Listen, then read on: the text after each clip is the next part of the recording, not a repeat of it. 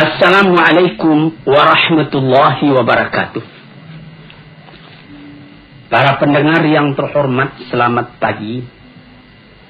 Sekarang kita meneruskan lagi membicarakan tentang hal cinta atau mahabbah yang terpaku terhunjam dalam hati tiap-tiap orang sufi.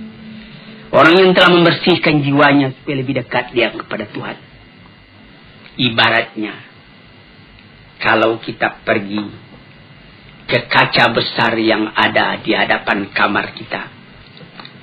Kalau kaca itu kotor atau berkabut, hendaklah dibersihkan lebih dulu kotorannya itu atau kabutnya itu. Sehingga jernih. Apabila telah jernih, jelas muka kita kelihatan di dalamnya. Maka kalau sekiranya kacanya sendiri kotor, berdebu, berkabut, terhalanglah kita untuk melihat apa hakikat yang sebenarnya daripada diri itu. Dan lebih celaka lagi kalau kabut itu terjadi di balik di sebelah sana, sehingga tidak dapat kita menggosok, dia berkabut juga. Sebagai kalau kita naik kapal udara, itu kerahnya, plastiknya 2 tingkat. Yang sebelah kita bisa kita hapus dengan tangan sehingga bersih. Tapi masih kotor juga karena yang sebelah lagi belum dapat kita capai dengan tangan kita.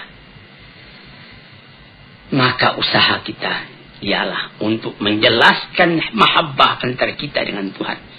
Membersihkan halangan, rintangan yang menghambat kelihatannya kekurangan-kekurangan kita di dalam menghadap Tuhan itu. Kalau sekiranya misalnya saja dengan sesama manusia, bagaimanapun cintanya kita kepada seseorang. Kalau mata kita kerut, kalau mulut kita busuk, tentu saja tidak sanggup kita mendekati. Yang kita dekati itu jauh daripada kita. Dilihat bukan dia yang salah, kita yang salah. Ini pembersihan. Sebab itu maka sekarang kita masuk kepada yang ke-9. Dulu baru 8. Yaitu memandang banyak walaupun sedikit kita punya kesalahan. Dan memandang sedikit walaupun banyak ketaatan kita. Ini yang ke-9, kita punya penutup dulu, lalu kita janjikan akan masuk kepada yang ke-9. Yang ke-8 itulah dia. At-tasi'u yang ke-9, mu'anaqatul ta'ah wa mubayanatul mukhalafah. Mu'anaqah artinya berpeluk-pelukan. Kita memeluk kepada yang kita peluk, dia pun membalas pelukan kita. Kalau sekiranya kita dengan manusia, misalnya ada kawan kita kembali dari Mekah. Di Mekah baru saja kejadian Masjidil Haram diduduki oleh orang-orang pendurhaka. Kawan kita juga belum pulang. Setelah ditunggu lamanya 17 hari. Alhamdulillah selamat Masjidil Haram tadi daripada serangan. Dan dapat ditaklukkan orang-orang yang memperbuat onar tadi. Kawan kita pun dapat pulang. Kita pergi sambut dia ke Halim Perdana Kusuma. Atau seperti ke Polonia di Medan. Atau ke tempat yang lain. Baru dia turun dari tangga kapal udara itu kita ketemu. Kita peluk dia peluk kita. Kadang-kadang air mata turun, jatuh. Saking cintanya kita kepada dia. Kita sudah berdebar hati kalau dia mati di Mekah. Meskipun dari mati di Mekah itu juga mencapai kesucian. Dia pun menangis, kita menangis. Karena adanya cinta dalam hati. Itu mu'anaqah namanya. Berpeluk, bercium antara kita dengan kawan kita tadi. Ini kita berpeluk, bercium dalam perasaan dengan Tuhan. Mu'anaqatut ta'ah. Karena ketaatan kita kepada Tuhan. Di situ, saudara-saudara yang terhormat, payah saya menerangkannya karena saya pun baru mencoba, baru melatih diri belum sampai kepada taraf yang tertinggi. Bagaimana perasaan kita kadang-kadang apabila kita sampai kepada bacaan inna salati wa nusuki wa mahyaya wa mamati lillahi rabbil alamin la syarika lahu wa bidzalika umirtu wa ana minal muslimin. Sembahyangku, ibadat, bahkan hidupku dan matiku semua aku serahkan kepada Allah. Ini kita bertelut, menundukkan kepala, melintuhkan hati, menegakkan taat setia kepada Tuhan. Apabila kita punya permintaan dikabulkan dari sebab tunduknya hati dan ikhlasnya kepada Allah, akhirnya kecintaan kita itu dibalas. Itu namanya mu'anaqatut ta'ah. Berpeluk-pelukan kita dengan yang kita sembah itu karena ketaatan. Wa mubayanatul mukhalafah, artinya lain daripada yang lain. Kalau sekiranya dalam kita sembahyang menghadap kepada Tuhan, kita diganggu oleh perasaan yang lain, oleh amwalun iqtaraftumuha tijaratun takhshawna kasada wa masakinu tardawna. Kita diganggu oleh rumah tangga, oleh kekayaan, oleh kebun, oleh gedung, oleh anak, oleh istri, oleh keluarga. Mubayanatil mukhalafah. Bukan itu yang aku tuju ya Tuhanku, Engkau yang aku tuju. Yang lain-lain itu alam semua. Hari ini dengan aku, besok meninggalkan aku, atau aku meninggalkan dia. Maka bertambah teguhlah kecintaan tadi.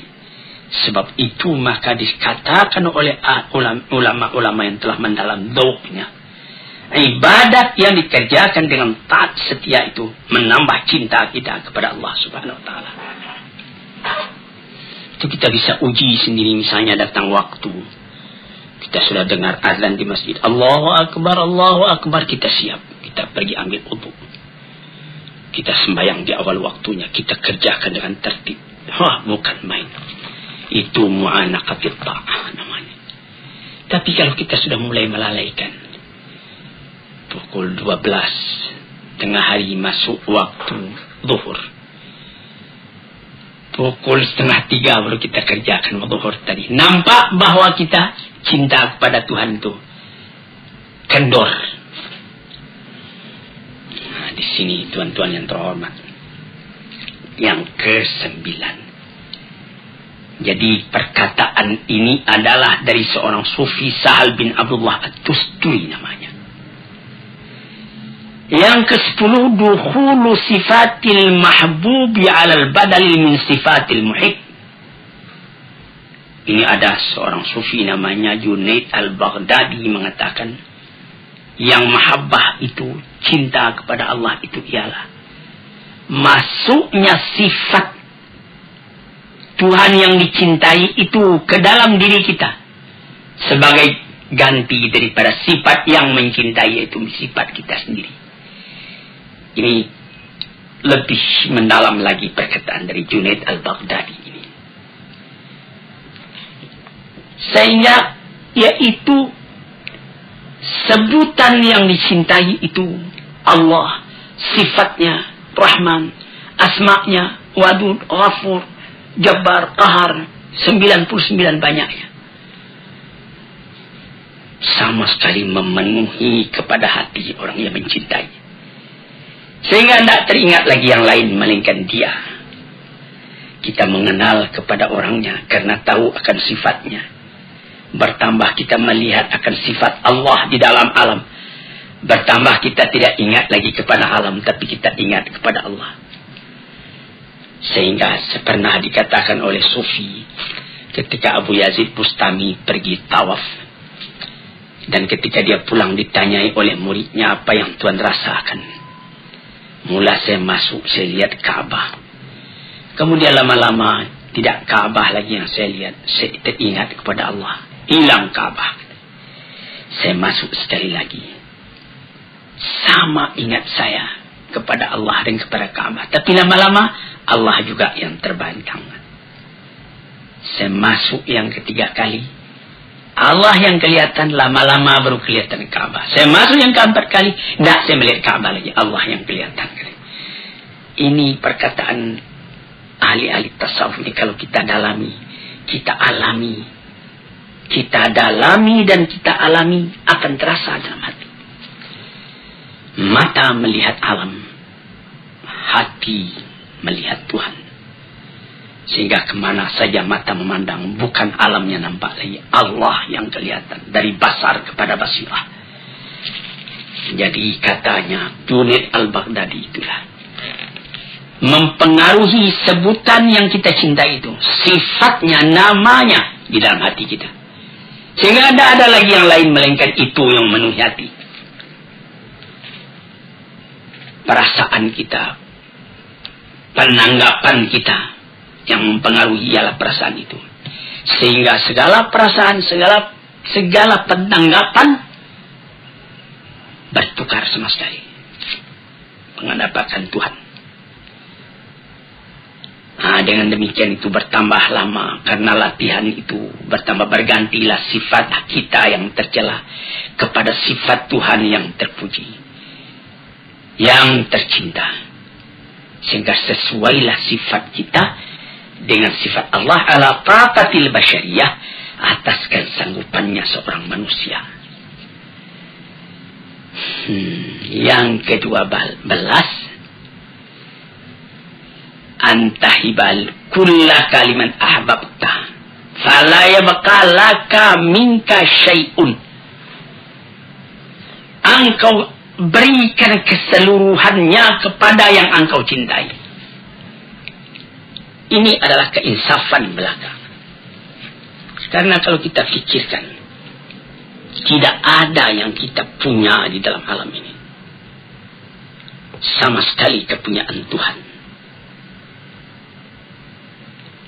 Walaupun songkok yang kita pakai, baju yang kita pakai, celana, sepatu, arloji dan lain-lain yang lekat di badan kita ini, tambah kita dalami, ini sama sekali cuma pinjaman. Dengan takdir dan dengan izin Allah Subhanahu Wa Taala, saya bikinlah gubuk-gubuk saya di Kebayoran Baru dari Patah nomor 3, Patah 3 nomor 1. Beberapa tahun yang lalu, kira-kira 20 tahun yang lalu, ada kawan bertanya, ini rumah Buya ini, rumah Tuan ini, rumah Bapak ini. Saya bilang, bukan. Ini rumah Tuhan, dipinjamkannya kepada saya selama saya masih hidup.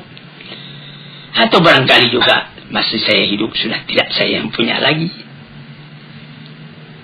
Mengangguk kawan tadi. Lalu saya tuliskan, hadza min fadli Rabbi. Ini rumah adalah kurnia Tuhanku.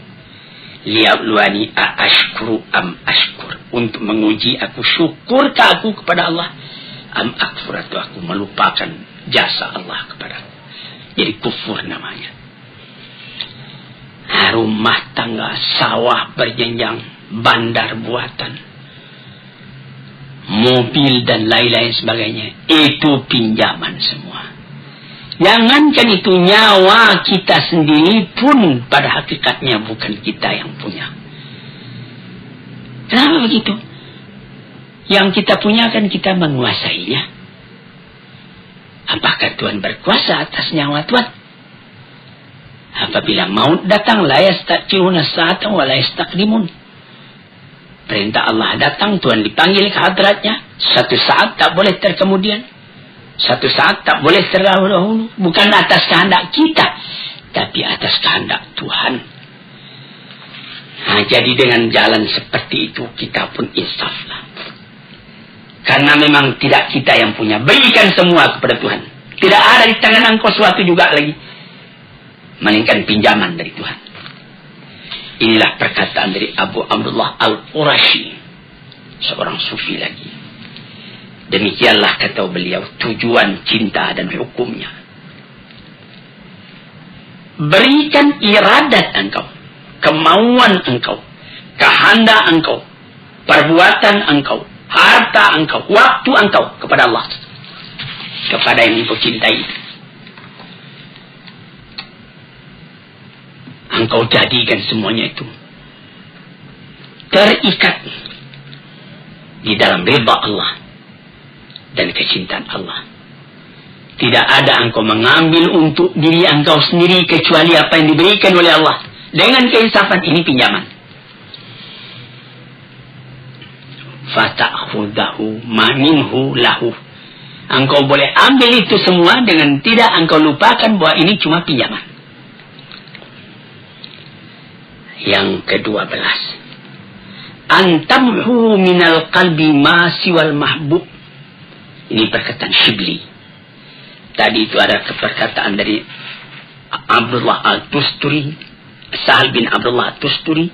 Ada perkataan Junaid Al-Baghdadi. Ada perkataan Abdullah Al-Qurashi. Sekarang perkataan Shibli. Apa kata beliau? Antamhuwa minal qalbi ma siwal mahbub. Hapuskan dari hati selain dari yang kita cintai. Jadi la ilaha illallah dilanjutkan lagi. Apa lanjutnya? La mawjud illallah. Tapi di sini juga lebih mendalam ini. Kalau tidak hati-hati nanti kita bisa jadi wahdatul wujud. Tapi jangan mesti sampaikan. Yaitu tidak ada yang ada ini kecuali Allah punya. Aku sendiri pun dia yang punya. Kalau kita punya cinta sejati kepada Allah mau didudukkan, inilah kesempurnaannya, kata Shibli. Selama dalam hati ada sisa lagi tempat buat yang lain, cinta itu sudah meragukan. Ini yang ke-12. Yang ke-13. Iqamatul itabi ala dawam. Tegakkan penyesalan selalu. Tegakkan penyesalan selalu. Apa maksudnya? Allah tazala atiban ala nafsika fi marbatil mahbub. Wa la tarda lahu fiha amalan wala halan. Yaitu engkau selalu menyesali dirimu. Apakah pekerjaanmu ini sudah sempurna? Masih belum. Masih banyak yang kurang. Nikmat terlalu banyak sebagaimana di dalam nomor 7 dulu, istiqlalul kathir min nafsika wa istiqsarul qalil min habibika. Memandang sedikit walaupun banyak yang engkau kerjakan. Memandang banyak walaupun sedikit nikmat yang engkau terima dari Tuhan. Tuan-tuan yang terhormat, kalau Tuan pelajari, Tuan renungkan pengajian tasawuf ini, barangkali banyak kesulitan dalam rumah tangga yang dapat Tuan obat sendiri. Saya hampir tiap petang orang datang ke rumah saya, mengadakan konsultasi, menanyakan keadaannya, menyebut kesusahannya dan lain-lain sebagainya. Ada yang mengatakan, saya sudah menjalankan fatwa Bapak. Saya sudah tahajud kalau malam. Kalau siangnya saya sudah sembahyang duha sampai 8 rakaat. Saya sudah mengerjakan sembahyang tobat hampir saban hari. Saya sudah mengerjakan sembahyang tasbih dan lain sebagainya. Apakah itu sudah sempurna? Nah, disinilah kaji yang ke-13. Selalu tanyai diri. Karena menurut yang saya terima dari guru saya, ayah saya, Syekh Abdul Karim Amrullah, beliau mengatakan dalam riwayat yang beliau baca, Sayyidina Abu Bakar Siddiq itu badannya kurus, matanya cekung, perutnya kempis. Lalu ditanyai orang, inilah yang beliau anukan. Selalu menyelidiki diri, menyesali diri masih kekurangan. Belum tercapai apa yang dikehendaki oleh Tuhan yang dicintai. memandang diri ini kecil. Orang yang semacam engkau kecilnya akan mempertalikan cinta dengan Tuhan yang maha besar, maha agung. Siapa engkau, wahai? Tiliklah diri, apakah sudah sampai taraf iman kita, taraf amal kita, ibadat kita kepada yang patut. Sampai Nabi kita sallallahu alaihi wasallam sendiri saban malam beliau tahajud. Siti Aisyah juga tahajud.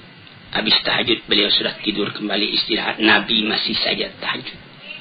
Hatta tawarramat qadamahu, sampai pegal dia punya kaki keduanya. Siti Aisyah bertanya, mengapa sebanyak itu Tuhan sembahyang?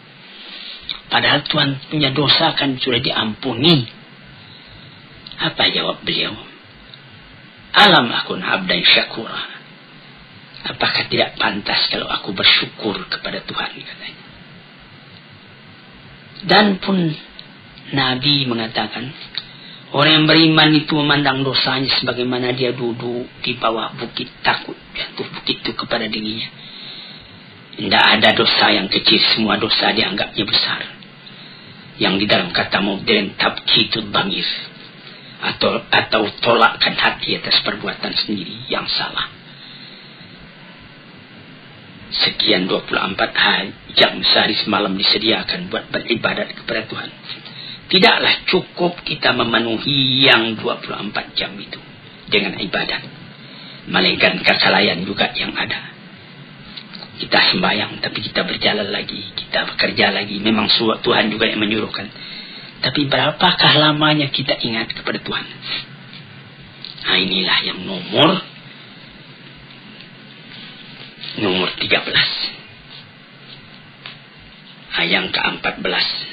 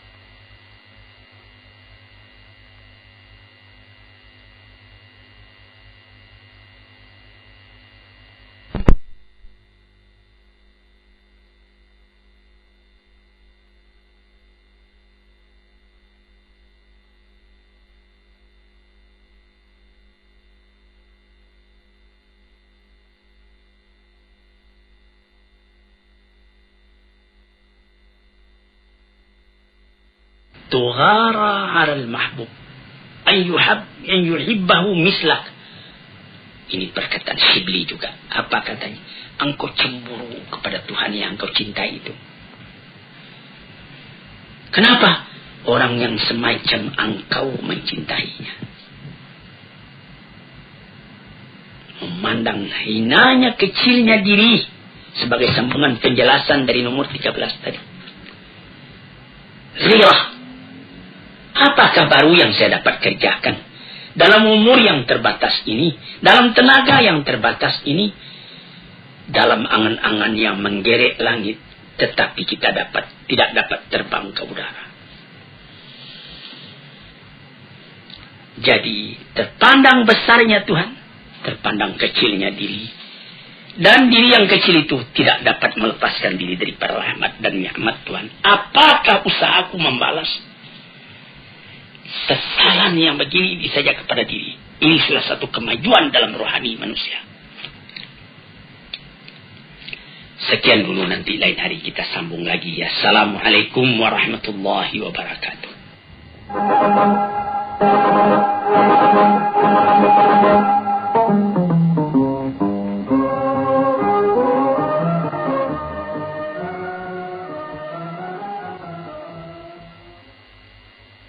Assalamualaikum warahmatullahi wabarakatuh.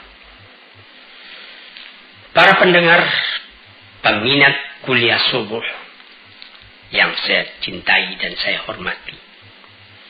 Saya ucapkan selamat pagi dan selamat mengerjakan ibadat sembahyang subuh. Badan sehat, langit cerah, alam terkembang. Dan nikmat Allah berlimpah ganda datang kepada diri kita masing-masing. Pada waktu yang sudah-sudah di dalam memperkatakan soal-soal tasawuf, agak panjang telah kita bicarakan tentang mahabbah, tentang hubungan kita dengan Allah, hubungan kasih, hubungan cinta, hubungan kasih sayang. Hampir 2 bulan pengajian kita tentang cinta ini.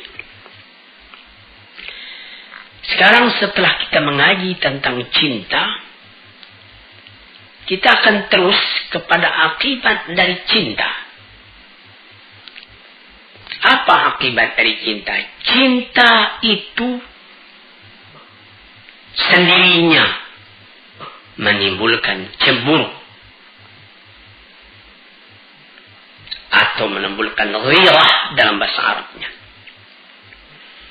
Dalam keadaan yang lain, di dalam bahasa yang populer juga disebut fanatik. Kalau orang mengakui cinta kepada Allah tetapi tidak ada ghirahnya, orang yang mengakui cinta kepada agamanya tetapi tidak ada cemburunya apabila agama itu diganggu orang, apabila keyakinan hidupnya kepada Tuhan dicimoohkan orang misalnya, maka tidak ada baginya konsekuensi dari cinta. Sebab cinta itu menghendaki kesatuan pikiran kepada yang dicintai itu.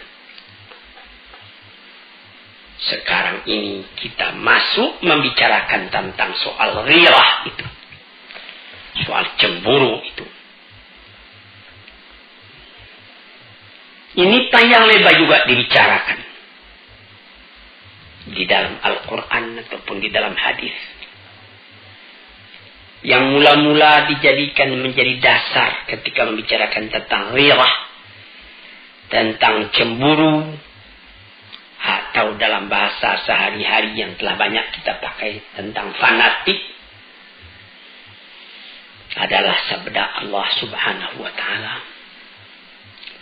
yang tersebut di dalam Al-Quran. Innama harrama rabbiyal fawahisha ma zahara minha wa ma batan. Apa artinya? Sesungguhnya tidak lain yang diharamkan oleh Tuhanku ialah perbuatan yang keji, baik yang nyata atau yang tersembunyi. Jangan berbuat keji. Keji itu menimbulkan ghirah dalam hati orang yang beriman.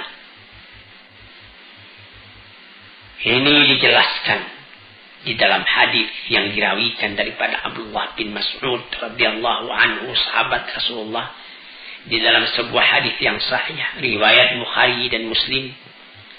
Qala Rasulullah sallallahu alaihi wasallam, ma ahadun aghyar min Allah.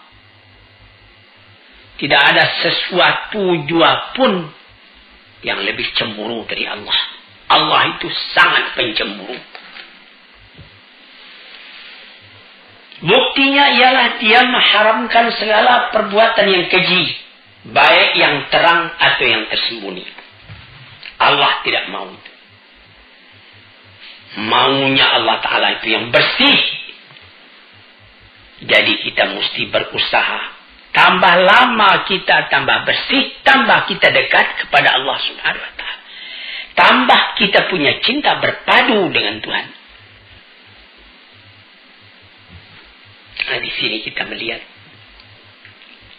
Tuhan Allah itu katanya dalam hadis ini, tidak ada seorang pun yang lebih cemburu dari Allah. Setengah daripada tanda cemburunya, Tuhan itu mengharamkan perbuatan yang keji, baik perbuatan itu nyata, kelihatan, atau perbuatan itu batin. Perbuatan yang misalnya yang lahir. Misalnya anak muda mengganggu seorang gadis misalnya di tengah jalan, itu namanya perbuatan keji. Atau tidak kelihatan oleh orang lain, tapi dalam hati kita sendiri ada niat busuk. Nah, itu amabatan namanya. Kita ketawa dengan orang, tapi kita punya hati benci kepada orang. Nah, itu namanya yang batin itu. Kita hendak menganiaya kepada orang tadi. Nah, sebab itu maka dijagalah perbuatan yang lahir yang akan nyata kepada sesama manusia, atau akidah yang batin. Kalau sekiranya rasa-rasa batin itu masuk, lekas perangi. A'udzubillah, aku berlindung kepada Allah. Sehingga hilang perasaan-perasaan yang tadinya yang batin itu. Jadi di situ maka kecemburuan Tuhan itu pun dapat dihindarkan.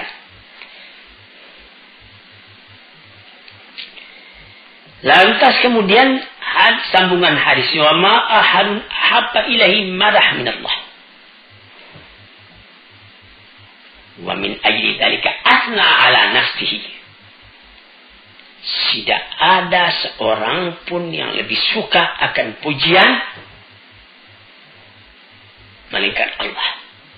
Sehingga beliau sendiri pun asna ala nafsihi, memuji kepada dirinya. Jadi bagi Allah bukanlah namanya tawadhu', merendahkan diri kalau dia dikatakan Allahu la ilaha illa ana. Saya yang Tuhan, tidak ada Tuhan yang lain. Itu bukan kesombongan. Tapi itu adalah daripada alamat kecintaannya Tuhan kepada pujian atas perbuatan Tuhan itu.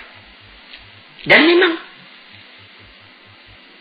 tidak namanya mengambil muka. Kalau kita lihat keindahan alam lalu Tuhan kita puji. Alhamdulillah, segala puji bagi Allah Rabbul Alamin. Rabbil Alamin, Tuhan dari seluruh alam ini. Maka Allah pun memuji kepada dirinya. Kemudian itu ma ahadun ahabba ilayhi al-'udhr min Allah. Dan tidak ada seorang pun yang lebih disukai daripada orang yang merasakan kekurangan pada dirinya, mengakui kekurangan itu. Tuhan Allah tahu kekurangan kita itu, kelalaian kita itu, tidak tahu jalan. Maka dibuktikan oleh Tuhan hal itu dengan mengirim rasul-rasul. Dikirimnya rasul-rasul sejak dari Nabi Adam atau Nabi Nuh sampai kepada Nabi Muhammad sallallahu alaihi wasallam, menunjuki kepada manusia jalan yang harus ditempuh di dalam kehidupan dunia ini. Jadi di dalam hadis yang sahih yang lain yang dirawikan oleh Abi Salmah dari Abi Hurairah radhiyallahu anhu, Rasulullah pun pernah mengatakan, innallaha yaghar wa innal mu'mina yaghar wa ghairatullah an ya'til 'abdu mahram 'alaihi. Tuhan Allah itu menurut hadis yang sahih ini pencemburu. Orang mukmin pun pencemburu sebagai cemburunya Allah itu. Maka ghirahnya Allah itu yaitu yang akan menimbulkan cemburunya Tuhan kalau ada hambanya yang sengaja berbuat barang yang dilarang oleh Allah. Itu Allah tidak suka. Dia cemburu keadaan demikian itu. Mengapa demikian? Nah, kalau tidak ada cemburunya itu, tanda tidak ada cinta. Kita bawa saja misalnya kepada misal yang lahir dalam kehidupan kita sendiri. Kita mengatakan cinta kepada istri. Cinta sejati kepada istri. Tulus ikhlas sehidup semati. Lalu tentu kita tidak senang kalau ada orang lain yang pergi mengganggu istri kita itu. Kita cemburu. Lalu ada orang dibiarkannya saja istrinya bermain-main bersanda gurau dengan laki-laki lain. Nah, itu orang dikeragui cintanya. Tandanya cintanya itu tidak bulat. Atau barangkali orang itu dayus.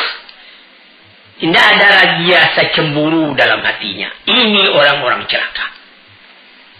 Sebagaimana pepatah orang Arab. Fatana likulli musibatin fi dinihi wa idza yusabu. Fatina likulli musibatin fi malihi wa idza yusabu bidinihi lam yash'uri. Sangat halus perasaannya. Dia merasa cemburu kalau akan terganggu harta bendanya. Tetapi kalau agamanya yang tersinggung dia tidak merasa. Ini orang juga sudah orang sakit. Tidak ada kecemburuan sejati dalam dirinya. Jadi cemburu ini mesti ada. Kita sebagai umat yang beragama mesti ada cemburu. Karena dari sebab cinta kita kepada agama tadi. Misalnya ada orang injak-injaknya Quran. Lalu kita ketawa saja. Tandanya kita tidak beres. Tandanya kita tidak menghargai Al-Quran. Demikianlah seterusnya. Jadi cinta itu adalah akibat. Cemburu itu adalah akibat dari cinta.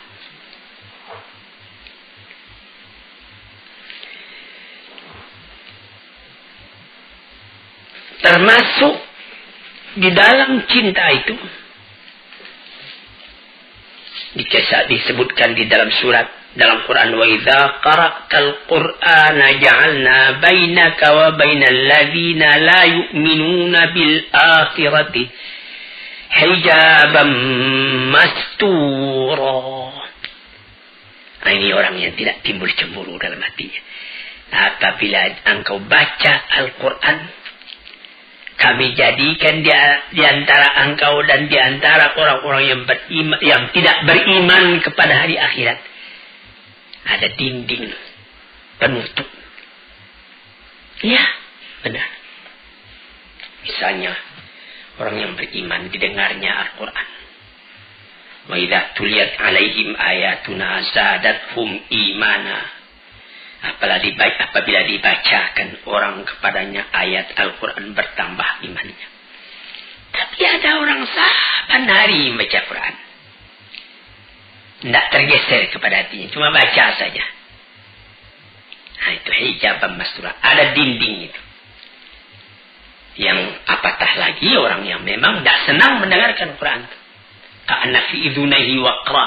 Seakan-akan dia menaruhkan penyumbah pada telinganya, tidak mau mendengarkan. Nah, ini orang hijaban mastura. Tertutup telinganya. Sebab itu tidak ada gairahnya. Jadi jangan tuan tuduh kalau orang yang cintai kepada agamanya, lalu dia sembahyang dia awal waktu, atau dia dalam perjalanan, hari sudah sore, waktu asar sudah hampir habis. Sebagaimana saya baca di dalam satu surat kabar, beberapa orang pengembara di London, dia mau berangkat ke tempat lain, waktu asar sudah hampir habis. Dia sembahyang di Hyde Park. Dia sembahyang menjamak. 2 rakaat zuhur, 2 rakaat asar. Karena dia adalah musafir. Tidak peduli dia apa, dia ditonton orang, tidak apa. Karena ghirahnya kepada agama. Jadi ini ujian ini. Apakah engkau cinta? Sebagaimana kaji kita yang sudah hampir 2 bulan yang sudah. Ya, saya cinta. Apa engkau ada cemburu? Oh, tidak. Tidak ada cinta engkau kalau begitu keadaannya. Hadirin, para pendengar yang saya hormati. Sebab itu dikatakan oleh Suri As-Sakti kepada kawan-kawannya. Mengapa ada orang yang terhijab tidak masuk Quran kepada hatinya? Tidak ada ghirah.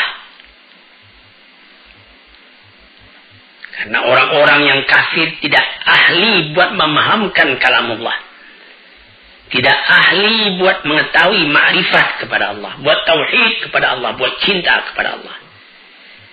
So itu diantaranya. Dan diantara Rasulnya. Diantara kalam Tuhan. Diantara tauhid. Ma'rifat. Semua itu terdinding bagi mereka. Tidak akan didapat yang demikian itu kalau bukan ahlinya. Oleh sebab itu maka dikatakanlah bahwa al-ghiratu manzilatun syarifatun azimatun jiddan. Ghirah itu adalah tempat kedudukan yang mulia, yang agung sekali. Jalilatul miqdar, sangat tinggi nilainya.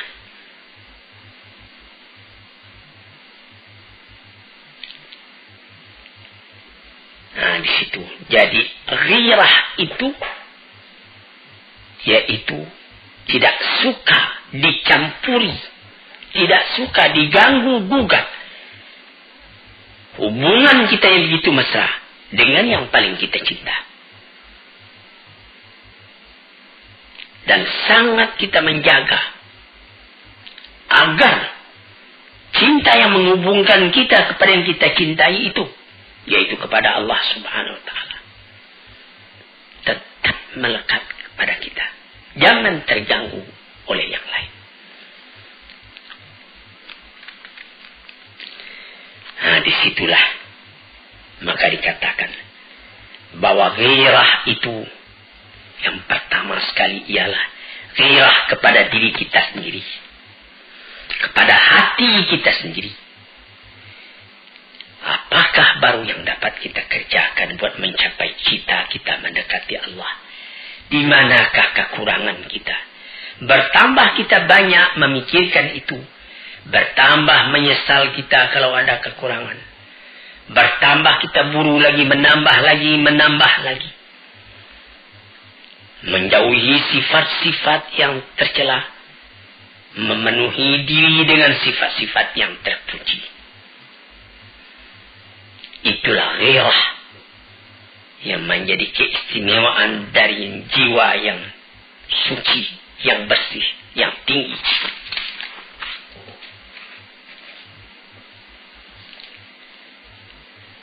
Maka jiwa atau diri yang rendah tidak dapat mencapai itu. Menurut kemuliaan diri dan ketinggian cita-citanya, disitulah letak ketinggian yang akan dicapai pula oleh tingkat ghirahnya itu.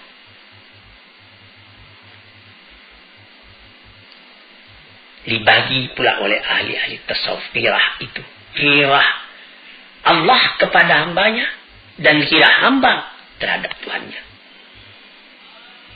Bagaimana ghirah Tuhan terhadap kepada hambanya? Yaitu bahwa Tuhan tidak suka kalau Tuhan itu dipersekutukan dengan yang lain. Tidak ada yang lain yang dapat engkau persekutukan, engkau samakan dengan Allah. Satu, ahad. Sehingga Bilal bin Rabah, ketika dia sudah dijemur di cahaya matahari, dihimpit badannya dengan batu, cuma tunjuknya saling yang bergerak, cuma tinggal tunjuk. Ahad, Allah satu, Allah satu. Nah itulah. Di dalam badan menderita, hati senang. Karena teguhnya yang ghirah kepada keinginan. Hadirin, bagaimana pula ghirahnya Tuhan kepada hamba, kepada Tuhannya? Ghirah kepada dirinya dan ghirah kepada orang lain. Adapun ghirah kepada Tuhannya, tidak dia jadikan amalnya, perkataannya, ahwalnya, waktunya, nafasnya selain untuk Tuhan. Dan kalau ada orang lain yang mengganggu hubungan dengan Tuhan itu, timbul marahnya. Dan dia tidak mau kalau haknya dengan Tuhan itu dipandang enteng oleh orang yang memandang enteng. hadirin yang terhormat, kita habisi enggak itu dulu. Agak 2-3 kali lagi kita bicarakan pula tentang hal ghirah itu. Ghirah akibat daripada mahabbah. Assalamualaikum warahmatullahi wabarakatuh.